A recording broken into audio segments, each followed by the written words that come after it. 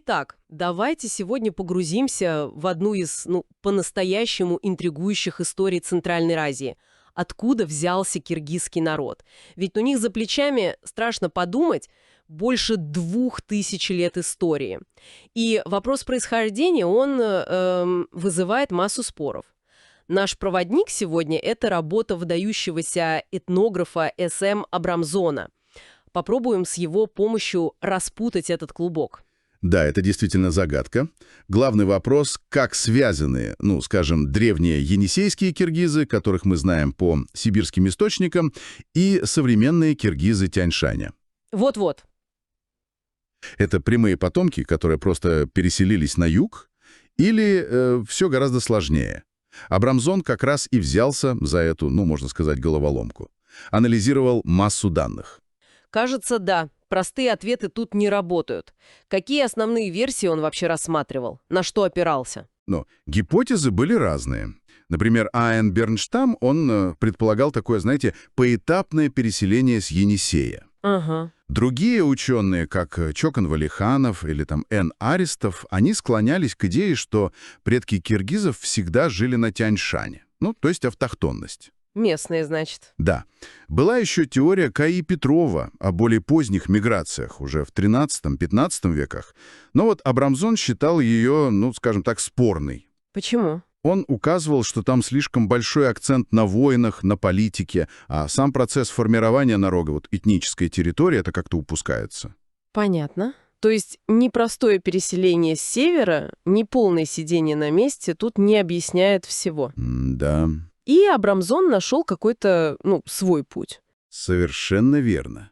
Вот ключевая мысль Абрамзона — киргизская народность сложилась именно здесь, на Тянь-Шане и Памира-Алая.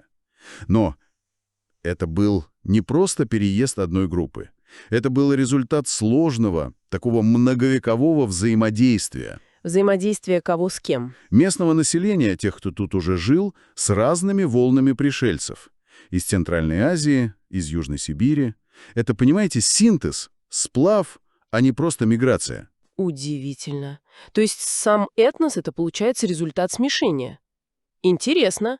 А вот само название «кыргыз», оно всегда означало именно народ? И это тоже очень интересный вопрос, который ставит Абрамзон. Он допускал, что, возможно, изначально «кыргыз» — это было не столько название народа, сколько, политический термин. Типа «союз племен». Да, или название союза племен, может быть, даже привязанное к какой-то территории. И только со временем, когда эта общность, реально сформировалась... Когда это примерно? К Абрамзону где-то с XIV-XV веков процесс пошел, потом особенно активно в XVI-XVII веках. И вот тогда это название стало уже самоназванием народа. А завершился этот процесс, по его мнению, где-то к XVIII веку. Хорошо, если это был такой сплав, то кто же вошел в этот котел? Из каких, так сказать, компонентов сложился киргизский народ? Вот тут этнография и фольклор дают просто богатейший материал. Абрамзон изучал родоплеменную структуру. Это деление на правое и левое крыло? Да-да, знаменитое деление на правое, онг, и левое, сол-крылья, плюс еще группа ичкилик. И вот эта структура, кстати, оказалась невероятно устойчивой на протяжении веков. И вот, анализируя ее, он увидел следы очень разных групп. Основа, конечно, тюркская, причем с сильным кыпчакским влиянием. Это в языке очень заметно. А еще кто? А еще есть явные монгольские компоненты. Племена Найман, Кунурат, Барын, они явно прослеживаются. Монгольские? Ничего себе! Да. Есть связи с казахско-ногайскими группами, например, племя Чекир-Саяк. Даже следы айратов, то есть калмыков, видны в некоторых названиях родов, в преданиях. Получается, настоящий перекресток народов. А есть какие-то прямо конкретные улики, символы, может, которые подтверждают эти древние связи? О, да. Очень яркий пример — это тамги, родовые знаки. Тамги. Да. Абрамзон обращает внимание на тамгу Жигалмай. Она была у крупных племен правого крыла, например, у Бугу, Сары-Багыш. И что с ней? А то, что она, практически идентична знаку древних енисейских киргизов, тому самому, который зафиксирован в китайских хрониках VIII-X веков. Вот это да! То есть это прямое доказательство связи. не то чтобы прямое доказательство происхождения одних от других, но это явно указывает на очень глубокую историческую связь. На какой-то общий корень, где-то там в прошлом. Абрамсон, он условно выделял несколько таких исторических слоев или пластов в этом формировании народа. Какие? Сначала, значит, древний тюркский фундамент. Это где-то 6-11 века. Телес, Мундус, Кыпчак, Канды. Тут вот кыпчакский компонент очень важен. Он на язык сильно повлиял.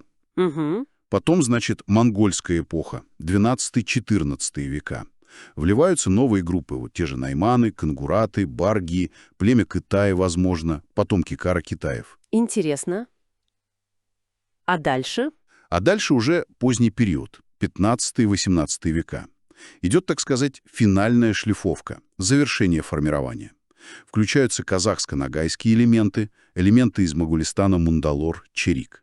Народность приобретает уже вот те черты, которые мы знаем. Значит, подводя итог, история киргизов — это не какая-то прямая линия из Сибири на Тяньшань, Совершенно непрямая, а скорее такая сложная мозаика. которая складывалась веками из множества разных кусочков, но именно здесь, на своей земле. Именно так. Вот работа Абрамсона как раз это и показывает.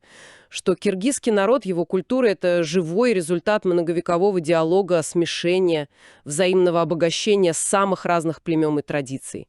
Центральной Азии, Южной Сибири. И это ведь не ослабляет идентичность, да? Наоборот. Это делает ее только богаче и глубже, показывает ее многослойность. И вот, наверное, над чем стоит подумать в конце. Как вот такое понимание своей истории как сложного синтеза, как части огромного мира кочевников Евразии, как это может влиять на то, как киргизская идентичность воспринимается сегодня и какое место она занимает в современном центральноазиатском контексте.